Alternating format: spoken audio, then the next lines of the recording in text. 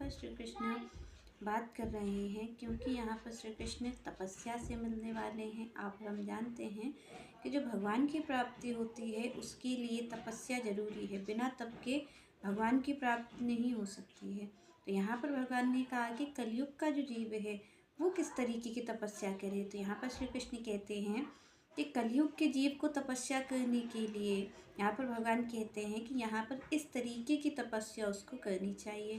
तो सबसे पहले यहाँ पर श्री कृष्ण कहते हैं, देव द्विज गुरु प्राज्ञ पूजनम शौचम आजर्वम ब्रह्मचर्यम अहिंसा च शरीरम तपः उच्यते। यहाँ पर भगवान ने जब तप की बात की तो सबसे पहली चीज़ यहाँ पर श्री कृष्ण कहते हैं शारीरिक तप की।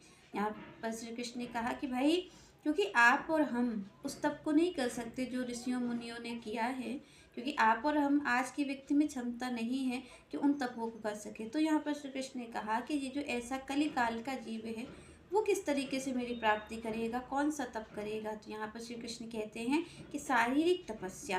तो यहाँ पर श्री कृष्ण ने शारीरिक तपस्या में सबसे पहली बात जो कही है वो बात इसी चीज़ की कही है। भगवान कहते हैं कि यहाँ पर परमेश्वर, गुरु, संत, ब्राह्मण और माता पिता, भगवान कहते हैं जो इनका आदर करता है वो शारीरिक तपस्या, मतलब भगवान के लिए जो आप हम सबसे पहला पग धरें उनकी ओर।